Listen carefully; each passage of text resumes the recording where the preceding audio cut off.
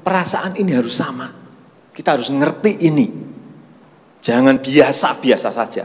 Jangan linier. Jangan menganggap ini norma. Bahaya sekali kita. Saya melihat masih banyak kita yang menganggap ini normal. Bisa aja reshuffle. Udah kepikiran kemana-mana saya.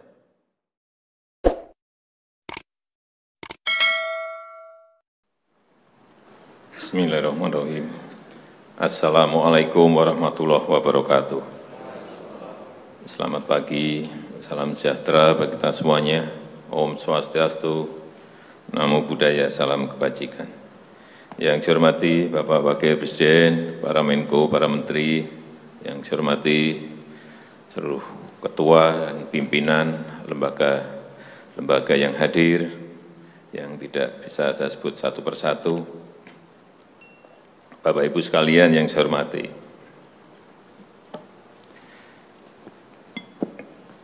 suasana dalam 3 bulan ke belakang ini dan ke depan, mestinya yang ada adalah suasana krisis.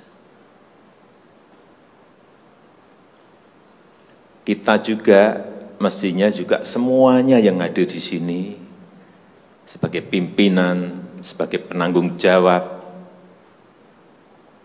kita yang berada di sini ini bertanggung jawab kepada 260 juta penduduk Indonesia. Ini tolong digarisbawahi. Dan perasaan itu tolong sama, kita sama. Ada sense of crisis yang sama. Hati-hati, OECD terakhir sehari 2 hari yang lalu menyampaikan bahwa growth, pertumbuhan ekonomi dunia terkontraksi 6, bisa sampai ke 7,6%, 6 sampai 7,6% minusnya. Bank Dunia menyampaikan bisa minus 5%. Perasaan ini harus sama. Kita harus ngerti ini.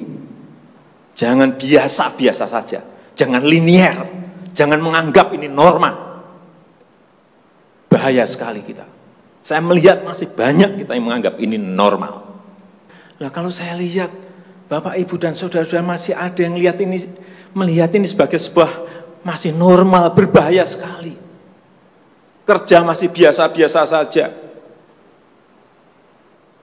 Ini kerjanya memang harus ekstra luar biasa, extraordinary. Perasaan ini tolong sama. Kita harus sama perasaannya, kalau ada yang berbeda satu saja sudah berbahaya.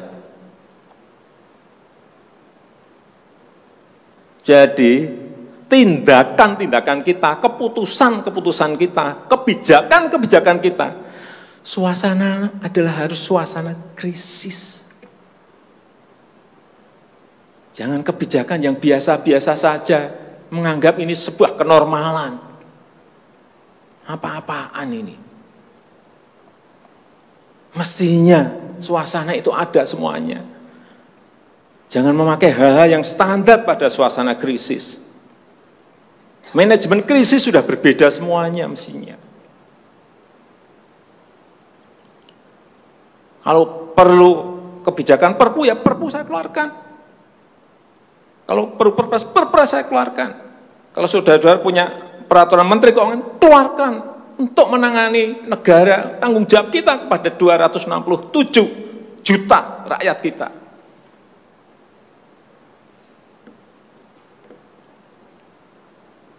Saya lihat masih banyak kita ini yang seperti biasa-biasa saja. Saya jengkelnya di situ. Ini apa enggak punya perasaan? Suasana krisis.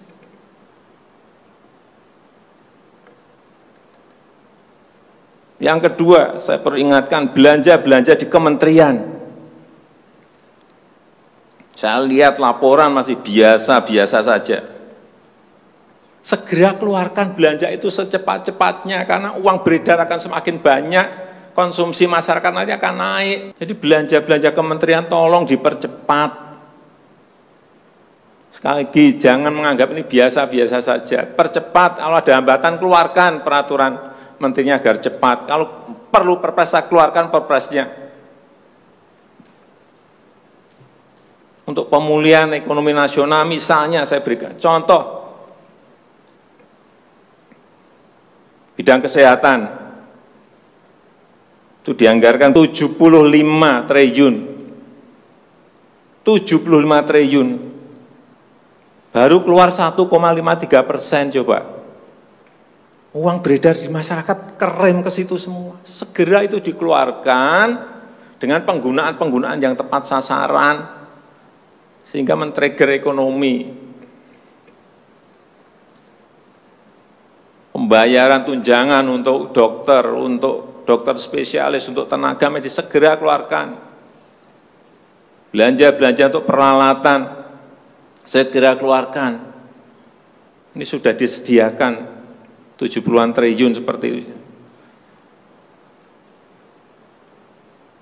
Bansos yang ditunggu masyarakat segera keluarkan. Kalau ada masalah, lakukan tindakan-tindakan lapangan. Meskipun sudah lumayan, tapi baru lumayan. Ini extraordinary. Harusnya 100%. Di bidang ekonomi juga sama. Segera stimulus ekonomi bisa masuk ke usaha kecil, usaha mikro. Mereka nunggu semuanya. Jangan biarkan mereka mati dulu baru kita bantu, nggak ada artinya.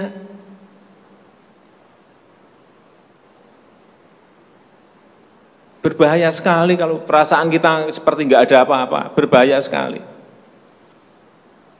Usaha mikro, usaha kecil, usaha menengah, usaha gede, perbankan, semuanya yang berkaitan dengan ekonomi manufaktur, industri, terutama yang padat karya.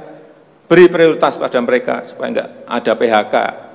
Jangan sudah PHK gede-gedean, duit rupiah pun belum masuk ke stimulus ekonomi kita.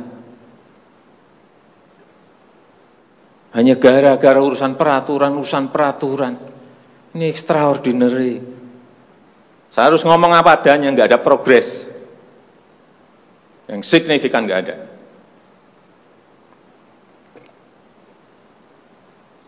Kalau mau minta perpu lagi, saya buatin perpu. Kalau saudara belum cukup, asal untuk rakyat, asal untuk negara. Saya pertaruhkan reputasi politik saya.